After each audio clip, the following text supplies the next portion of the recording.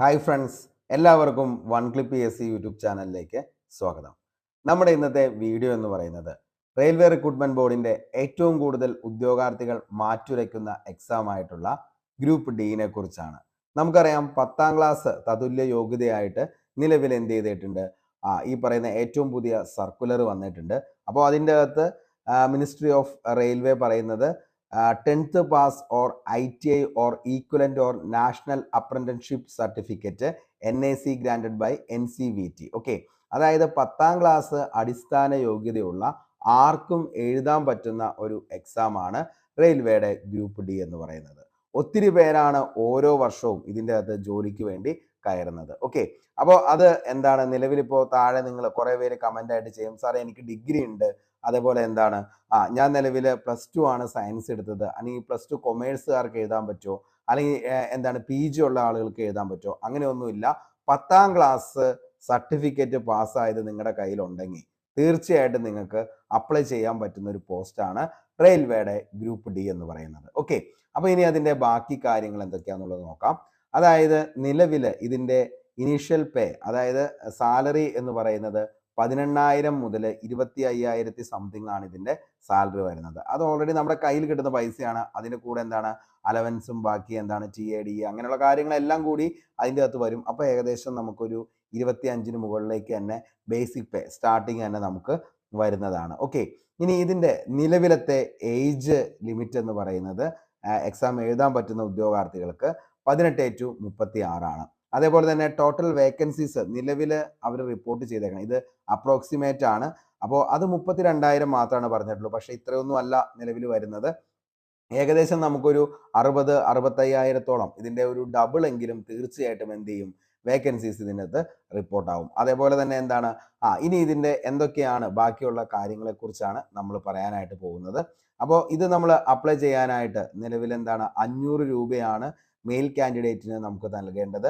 100 രൂപയാണ് അതിൻ്റെ അകത്ത് ഫീ വരുന്നുള്ളൂ. ബാക്കി 400 രൂപ നമ്മുടെ അക്കൗണ്ടിലേക്ക് തന്നെ തിരിച്ച് എന്ത് ചെയ്യുന്നതായിരിക്കും, തിരിച്ച് കയറുന്നതായിരിക്കും.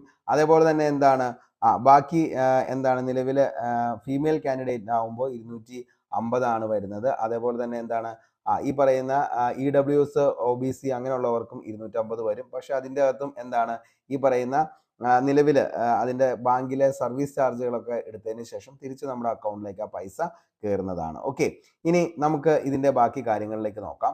അതായത് നമ്മൾ പറഞ്ഞു നിലവിൽ എന്താണ് ആപ്ലിക്കേഷൻ എന്ന് പറയുന്നത് 23 ജാനുവരി 2025 വരും. 22 ഫെബ്രുവരി 2025 വരെയാണ് അതിൻ്റെ വാലിഡിറ്റി എന്ന് പറയുന്നത്. ഓക്കെ, ഇനി കഴിഞ്ഞ പ്രാവശ്യം അതായത് 2019 നോട്ടിഫിക്കേഷൻ്റെ അടിസ്ഥാനത്തിലാണ് നമ്മൾ ബാക്കി കാര്യങ്ങളൊക്കെ പറയുന്നത്.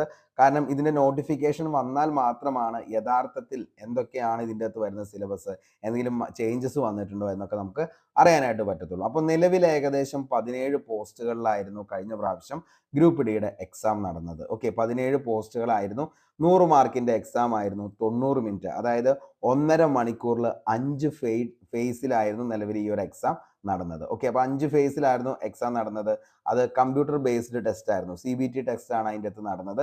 അപ്പോൾ അതിൻ്റെ അകത്ത് നമുക്ക് അറിയാം, അതായത് നിലവിൽ എന്താണ് ഈ പറയുന്ന കമ്പ്യൂട്ടർ ബേസ്ഡ് ടെസ്റ്റ് ആകുമ്പോൾ കുറച്ചുകൂടി നമുക്ക് എന്താണ് ഗുണമാണ്. കാരണം എന്താണ്, ഒന്ന് തെറ്റിപ്പോയി കഴിഞ്ഞാലും വീണ്ടും നമുക്ക് പോയി മാറ്റാനും അങ്ങനെയുള്ള സംഭവങ്ങളൊക്കെ എന്താണ് ഈ പറയുന്ന കമ്പ്യൂട്ടർ ബേസ്ഡ് ടെസ്റ്റ് ആണെങ്കിൽ നമുക്ക് പറ്റുന്നതാണ്. ഓക്കെ, അപ്പോൾ അങ്ങനത്തെ ഒരു ടെസ്റ്റാണ് നിലവിൽ വരുന്നത്. അപ്പോൾ 90 മിനിറ്റിലായിരിക്കും എക്സാം. 100 മാർക്കിൻ്റെ ചോദ്യങ്ങളുമായിരിക്കും അതിൻ്റെ അകത്ത് വരുന്നത്. മൾട്ടിപ്പിൾ ചോയ്സ് ആയിട്ടുള്ള ചോദ്യങ്ങളായിരിക്കും വരുന്നത്. ഒറ്റ എക്സാം മാത്രമാണ് നമുക്കുള്ളൂ. ആ എക്സാം കഴിഞ്ഞ് കഴിഞ്ഞാൽ പിന്നെ നമുക്ക് എന്താണ് ഫിസിക്കലാണ് വരുന്നത്. ഫിസിക്കലിന് കഴിഞ്ഞ ശേഷം മെഡിക്കൽ, അതേപോലെ തന്നെ സർട്ടിഫിക്കറ്റ് വെരിഫിക്കേഷൻ. ഇത്രയും കാര്യങ്ങൾ കഴിഞ്ഞാൽ നമുക്ക് എത്രയും പെട്ടെന്ന് ജോലിക്ക് കയറാൻ പറ്റുന്ന അത്യാവശ്യം നല്ലൊരു സാലറി സ്കെയിലുമുള്ള ജോബ് തന്നെയാണ് എന്തെന്ന് പറയുന്നത് ഈ പറയുന്ന നമ്മുടെ റെയിൽവേയുടെ ഗ്രൂപ്പ് ഡി എന്ന് പറയുന്നത്. ഓക്കെ, അപ്പോൾ അത് നിലവിൽ എന്താണ് 18 to 33 ആയിരുന്നു ഈ ഒരു എക്സാമിൻ്റെ ജനറൽ കാറ്റഗറിക്ക് വരുന്ന ഏജ് ലിമിറ്റ് എന്ന് പറയുന്നത്. പക്ഷേ എന്താണ് കൊറോണ എന്ന് പറയുന്ന ഒരു പാൻഡമിക് വന്നപ്പോൾ ആകെയുള്ള ഒരു ഗുണം എന്ന് പറയുന്നത് ഈ പറയുന്ന എന്താണ് റെയിൽവേ റിക്രൂട്ട്മെന്റ് ബോർഡ്, അതേപോലെ തന്നെ എന്താണ് ALP NTPC അതിൻ്റെ ഒക്കെ എക്സാമുകൾ നടന്നപ്പോഴും ഒക്കെ എന്ത് ചെയ്തിട്ടുണ്ട്, ഈ പറയുന്ന 3 വർഷം ഏജ് റിലാക്സേഷൻ നൽകിയിട്ടുണ്ട്. അപ്പോൾ അതൊരു വലിയ കാര്യമായി പോയി. കാരണം 33 വയസ്സ് എന്നുള്ള ജനറൽ കാറ്റഗറിക്ക് 36 വയസ്സ് വരെ ഉള്ളവർക്ക് എന്ത് ചെയ്യാനായിട്ട് പറ്റും, ഈ പറയുന്ന എക്സാമിന് എന്താണ് എഴുതാനായിട്ട് പറ്റും. അപ്പോൾ എന്താണ് അത് നല്ലൊരു കാര്യമായി പോയി. 3 വർഷം കൂടി ഏജ് റിലാക്സേഷൻ, അല്ലെങ്കിൽ എന്താണ് അത് പ്രത്യേകം പറയുന്നുണ്ട്, ഈ പറയുന്ന കോവിഡ് പാൻഡമിക് എന്ന്, അതായത് COVID-19 പാൻഡമിക് വന്നതുകൊണ്ട് മാത്രമാണ് ഈ ഒരു പ്രാവശ്യം എന്താണ് ഇതേപോലെ ഒരു ഏജ് റിലാക്സേഷൻ 3 വർഷം കൂടി തരുന്നത്. അല്ലെങ്കിൽ എന്ത് കിട്ടത്തില്ല, ഈ ഒരു സംഭവം കിട്ടത്തില്ല. ഓക്കെ, അല്ലെങ്കിൽ 33 വയസ്സ് തന്നെയായിരിക്കും വരുന്നത്. ഓക്കെ, ഇനി അതിൻ്റെ അകത്ത് നമുക്കറിയാം നിലവിൽ എന്താണ് നമുക്ക് അപ്പർ ഏജ് എന്ന് പറയുന്നത് ജനറൽ കാറ്റഗറിക്ക് 36 വയസ്സായിരിക്കും, OBCക്ക് 39, SC/ST കാൻഡിഡേറ്റിന് 41 വയസ്സും. ഇങ്ങനെയായിരിക്കും ഏജ് റിലാക്സേഷൻ ഓരോ ആളുകൾക്കും, അതായത് ഓരോ കാറ്റഗറിക്കും വരുന്നത്. ഓക്കെ, ഇനി ക്വാളിഫിക്കേഷൻ നമുക്കറിയാം നിലവിൽ ഏറ്റവും പുതിയ ഒരു എന്താണ് സർക്കുലർ കൂടി വന്നിട്ടുണ്ട്. അതിൻ്റെ ഭാഗമായിട്ട് 10ാം ക്ലാസ് ആണ് അടിസ്ഥാന യോഗ്യതയായിട്ട് പറയുന്നത്. ഓക്കെ, 10ാം ക്ലാസ് അടിസ്ഥാന യോഗ്യതയുള്ള എല്ലാവർക്കും എന്ത് ചെയ്യാൻ പറ്റും, ഇതിൻ്റെ അകത്ത് അപ്ലൈ ചെയ്യാനായിട്ട് പറ്റും. ഇനി അതിൻ്റെ അകത്ത് വരുന്ന സബ്ജക്റ്റുകൾ എന്തൊക്കെയാണ് അതിൻ്റെ സിലബസിൽ വരുന്നതെന്ന് വെച്ച് കഴിഞ്ഞാൽ, ജനറൽ സയൻസിന് 25 മാർക്കാണ് ജനറൽ സയൻസ്, മാത്തമാറ്റിക്സും 25 മാർക്കാണ്, general intelligence and reasoning, maths and mental ability എന്ന് പറയുന്ന അതിൻ്റെ അകത്ത് മെൻ്റൽ എബിലിറ്റിക്കാണ് 30 മാർക്ക് വരുന്നത്, general awareness and current affairs 20 mark, അങ്ങനെ ടോട്ടൽ 100 മാർക്കിലാണ് നിലവിൽ എക്സാം വരുന്നത്. ഓക്കെ, അപ്പോൾ നിങ്ങൾ ശ്രദ്ധിച്ചു കഴിഞ്ഞാൽ മനസ്സിലാവും, അതായത് മാത്സും അതേപോലെ തന്നെ മെൻ്റൽ എബിലിറ്റിയും അത്യാവശ്യം നല്ല രീതിയിൽ പെർഫോം ചെയ്യുന്ന ഉദ്യോഗാർത്ഥിയാണെങ്കിൽ ഒന്നും നോക്കേണ്ട കാര്യമില്ല, നല്ല രീതിയിൽ എന്ത് ചെയ്യാൻ പറ്റും, ഇതിൻ്റെ അകത്ത് മാർക്ക് സ്കോർ ചെയ്യാനായിട്ട് പറ്റുന്നതായിരിക്കും. ഓക്കെ, അതായത് നിലവിൽ എത്രയാണ്, 55 മാർക്കാണ് ഈ രണ്ട് വിഭാഗത്തിനായിട്ടും വരുന്നത്. ഓക്കെ, പിന്നെ വരുന്ന 45 എന്ന് പറയുന്നതാണ് ജനറൽ അവയർനെസ്സും അതേപോലെ തന്നെ ജനറൽ സയൻസും. ഓക്കെ, അപ്പോൾ ഇതിൻ്റെ അകത്ത് എന്താണ് നിലവിലിപ്പോൾ സയൻസ് ഒക്കെ എടുത്ത് അല്ലെങ്കിൽ എന്താണ് ഒരു സയൻസ് സബ്ജക്റ്റ് ഒക്കെ ചെയ്യുന്ന ഉദ്യോഗാർത്ഥികളാണെങ്കിൽ അവരെ സംബന്ധിച്ചിടത്തോളം എന്താണ് 18 വയസ്സ് കഴിഞ്ഞ് ഡിഗ്രിക്കൊക്കെ ഇപ്പോൾ ചെയ്തുകൊണ്ടിരിക്കുന്ന ആളുകൾക്കും എന്ത് ചെയ്യാൻ പറ്റും, ഈ ഒരു എക്സാമിന് അപ്ലൈ ചെയ്യാനായിട്ട് പറ്റുന്നതായിരിക്കും. അപ്പോൾ അവർക്കൊക്കെ നല്ല രീതിയിൽ പെർഫോം ചെയ്യാനായിട്ട് പറ്റും. അത്രയും വേക്കൻസീസ് ആണ് എന്ത് ചെയ്യുന്നത്, ഇതിൻ്റെ അകത്ത് വരുന്നത്. ഓക്കെ, ഇനി മാത്തമാറ്റിക്സിൽ നമുക്ക് number system, percentage, BODMAS, LCF, HCF, simple and compound interest, algebra, profit and loss, ഇത്രയാണ് ഇതിൻ്റെ അകത്ത് വരുന്നത്. എക്സെട്രയാണ് ബാക്കി ഇനിയും കാര്യങ്ങൾ വരുന്നുണ്ട്. ജനറൽ ഇൻ്റലിജൻസ് ആൻഡ് റീസണിങ്ങിലാണെങ്കിലോ അനലോജീസ്, ഡേറ്റ സഫിഷ്യൻസി, അതേപോലെ തന്നെ കോഡിംഗ്, ഡീകോഡിംഗ്, റിലേഷൻഷിപ്പ്, അതേപോലെ തന്നെ എന്താണ് സിൽഗോയിസം. അപ്പോൾ ഇത്രയും സാധനങ്ങളൊക്കെയാണ് എന്ത് ചെയ്യുന്നത്, ജനറൽ ഇൻ്റലിജൻസ് ആൻഡ് റീസണിങ്ങിൽ വരുന്നത്. ഇനി ജനറൽ സയൻസിനാണെങ്കിൽ physics, chemistry and life science of CBSE class 10th ലെവലിലാണ് ഇതിൻ്റെ അകത്ത് ജനറൽ സയൻസ് വരുന്നത്.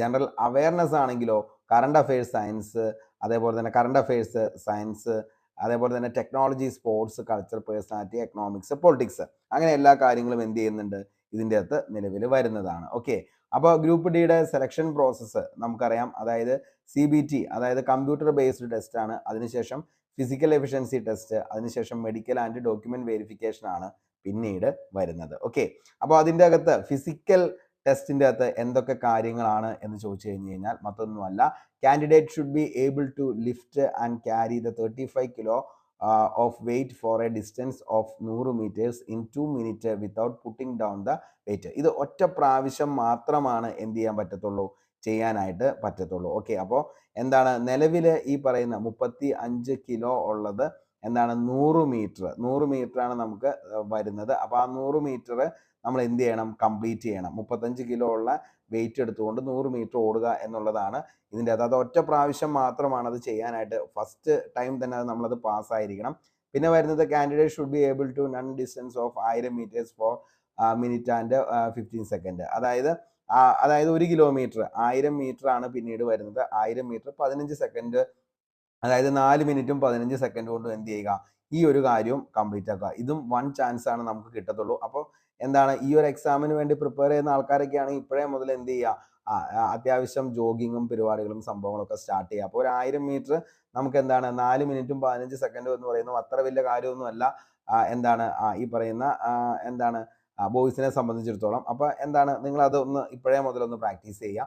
ഇനി ഫീമെയിൽ കാൻഡിഡേറ്റിനാണെങ്കിൽ 20 കിലോ ഉള്ള എന്താണ് വെയിറ്റ് ആണ്, നിങ്ങൾ 100 മീറ്റർ ആണ് അത് നിങ്ങൾക്ക് എന്ത് ചെയ്യേണ്ടത്, ക്യാരി ചെയ്തുകൊണ്ട് പോകേണ്ടത്. അതും ഭയങ്കര വലിയൊരു കാര്യമൊന്നുമല്ല. നമ്മൾ എന്ത് ചെയ്യുക, അത് ഒരു 2-3 പ്രാവശ്യം എന്ത് ചെയ്യുക, ഡെയിലി പ്രാക്ടീസ് ചെയ്ത് പോയി കഴിഞ്ഞാൽ നമുക്കൊരു 1 മന്തിനുള്ളിൽ എന്താണ് ഈ പറയുന്ന ലേഡീസിനും അത് കരസ്ഥമാക്കാൻ പറ്റുന്നതാണ്. ഓക്കെ, ഇനി അവർക്ക് വരുന്നത് മറ്റേ രണ്ടാമത് വരുന്നത് എന്താണെന്ന് ചോദിച്ചു കഴിഞ്ഞാൽ അത് ഈ പറയുന്ന പോലെ തന്നെ 1 കിലോമീറ്റർ ആണ്. അത് 5 മിനിറ്റും 40 സെക്കൻഡ് കൊണ്ടാണ് അത് കംപ്ലീറ്റ് ആകുന്നത്. അതിനും 1 ചാൻസ് ആണുള്ളൂ. അപ്പോൾ എന്ത് ചെയ്യുക, ഇത് ഇപ്പോഴേ മുതൽ എന്ത് ചെയ്യുക, ചെറിയ രീതിയിലൊക്കെ പ്രാക്ടീസ് ചെയ്ത് സെറ്റ് ആക്കാനായിട്ട് ശ്രമിക്കുക. അപ്പോൾ ഫിസിക്കൽ എന്ത് ചെയ്യണം, എന്തായാലും നമുക്ക് ചെയ്യേണ്ടി വരും. അപ്പോൾ നേരത്തെ മുൻകൂട്ടി തന്നെ എന്ത് ചെയ്യുക, പ്ലാൻ ചെയ്ത് അതൊക്കെ റെഡിയാക്കാനായിട്ട് ശ്രമിക്കുക. ഓക്കെ, ഇനി അടുത്താണ് ഈ പറയുന്ന മെഡിക്കൽ സ്റ്റാൻഡേർഡ് എന്ന് പറയുന്നത്. അതിൻ്റെ അകത്ത് നമുക്ക് വിഷ്വൽ അക്യൂറ്റി ആണ് ഇതിൻ്റെ അകത്ത് വരുന്നത്.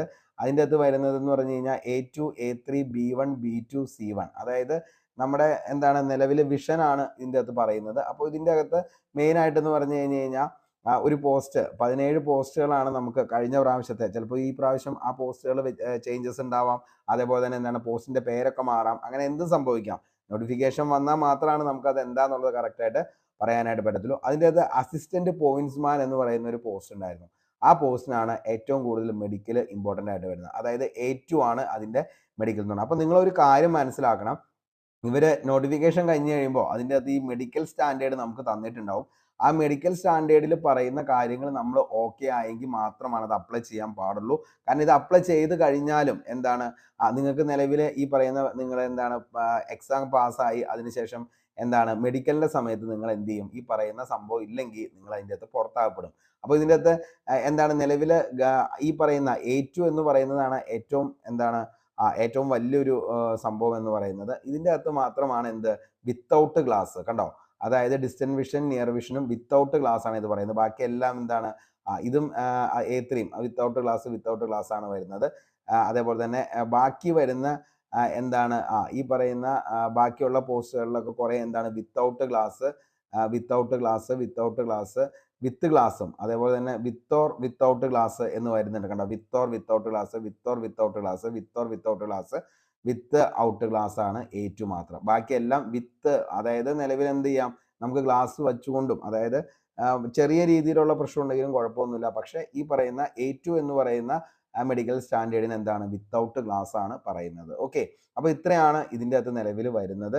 അപ്പോൾ എന്ത് ചെയ്യുക, നിലവിൽ ഈ പറയുന്ന RRB ഗ്രൂപ്പ് D എന്ന് പറയുന്ന ആ ഒരു പോസ്റ്റിലേക്ക് വേണ്ടിയിട്ട് നോക്കുന്ന ഉദ്യോഗാർത്ഥികൾ, നിങ്ങൾക്ക് നിലവിൽ ഇത്രയും വരുന്ന കാര്യങ്ങൾ, അതായത് മാത്സ് ആണെങ്കിലും അതേപോലെ തന്നെ മെൻ്റൽ എബിലിറ്റി റീസണിങ് എന്ന് പറയുന്ന ഈ ഒരു ടോപ്പിക്ക് നല്ല രീതിയിൽ പഠിക്കാനായിട്ട് ശ്രമിക്കുക. കാരണം ഇതിൻ്റെ അകത്തുനിന്നാണ് ഏറ്റവും കൂടുതൽ മാർക്ക് 55 മാർക്കോളം വരുന്നത്. ബാക്കിയുള്ളതും എന്താണ് ഇമ്പോർട്ടൻ്റ് തന്നെയാണ്. പിന്നീട് വരുന്നത് ജനറൽ സയൻസ് ആണ്, അതേപോലെ തന്നെ ജനറൽ അവയർനെസ്. അപ്പോൾ ഇതൊക്കെ PSC പഠിക്കുന്ന ഉദ്യോഗാർത്ഥികളെ സംബന്ധിച്ചിടത്തോളം അത്യാവശ്യം ജനറൽ അവയർനെസ് ഓക്കെ ആയിരിക്കും. ജനറൽ സയൻസും വലിയ കുഴപ്പമില്ലാത്ത ലെവലിൽ ഉണ്ടാവും. പിന്നെ ഇതിൻ്റെ ഏറ്റവും വലിയ മറ്റൊരു പ്രത്യേകത എന്താണെന്ന് ചോദിച്ചു കഴിഞ്ഞാൽ ഈ പ്രാവശ്യം നമുക്ക് എന്ത് ചെയ്യാൻ പറ്റും, നമ്മുടെ പ്രാദേശിക ഭാഷയിൽ തന്നെ നമുക്ക് എക്സാം എഴുതാനായിട്ട് പറ്റും. അപ്പോൾ നമ്മൾ എന്താണ് നിലവിൽ അപ്ലൈ ചെയ്യുന്ന സമയത്ത് നമുക്ക് ലാംഗ്വേജ് ഓപ്റ്റിൻ്റെ അവിടെ നമുക്ക് എന്ത് ചെയ്യാൻ പറ്റും, മലയാളം ഉണ്ടാകും.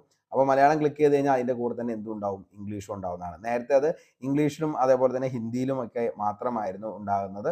പക്ഷേ ഇപ്പോൾ അങ്ങനെയല്ല, നിലവിൽ നമ്മുടെ പ്രാദേശിക ഭാഷയിലും എന്ത് വരുന്നുണ്ട്, ഇതിൻ്റെ എക്സാമിൻ്റെ ക്വസ്റ്റ്യൻ പേപ്പർ വരുന്നുണ്ട്. അപ്പോൾ നിങ്ങൾക്കത് കുറച്ചുകൂടി നല്ലതാണ്. അപ്പോൾ നന്നായിട്ട് പഠിച്ച് എഴുതി കഴിഞ്ഞ് കഴിഞ്ഞാൽ പെട്ടെന്ന് തന്നെ ഇതിൻ്റെ കാര്യങ്ങളൊക്കെ വരും. അതേപോലെ തന്നെ പെട്ടെന്ന് തന്നെ ഇതിൻ്റെ ഈ പറയുന്ന ഷോർട്ട് ലിസ്റ്റ് വരും. അതിനുശേഷം പെട്ടെന്ന് തന്നെ അതിൻ്റെ ഫിസിക്കൽ ടെസ്റ്റ് വരും. ഫിസിക്കൽ ടെസ്റ്റ് വന്നാലുടൻ അപ്പം തന്നെ മെഡിക്കൽ വരും. മെഡിക്കലിന് ശേഷം സർട്ടിഫിക്കറ്റ് വെരിഫിക്കേഷനും അതിൻ്റെ മെയിൻ ലിസ്റ്റും കാര്യങ്ങളൊക്കെ പ്രൊസീജിയറൊക്കെ പെട്ടെന്നായിരിക്കും. റെയിൽവേ റിക്രൂട്ട്മെൻറ്റ് ബോർഡിൻ്റെ ഒത്തിരി താമസമൊന്നും അതിൻ്റെ അകത്ത് വരത്തില്ല. പെട്ടെന്ന് ഓരോ പ്രൊസീജിയർ നടക്കും. പെട്ടെന്ന് നമുക്ക് ജോലിക്ക് കയറാനും പറ്റും. ഓക്കെ, അപ്പോൾ ഇത്രയും കാര്യങ്ങളൊക്കെയാണ് പറഞ്ഞത്. കാരണം ഈ ഒരു വീഡിയോ ചെയ്തത് എന്താണ് എന്ന് ചോദിച്ചു കഴിഞ്ഞാൽ നമ്മുടെ ചാനലിൽ തന്നെ നമ്മൾ ബാക്കി എല്ലാ കാര്യങ്ങളെക്കുറിച്ചും നമ്മൾ വീഡിയോ ചെയ്യാറുണ്ട്. PSC സംബന്ധിച്ചാണ് ഏറ്റവും കൂടുതൽ നമ്മൾ വീഡിയോ ചെയ്തിട്ടുള്ളത്. PSC കുറിച്ച് മാത്രമാണ് ചെയ്തിട്ടുള്ളൂ.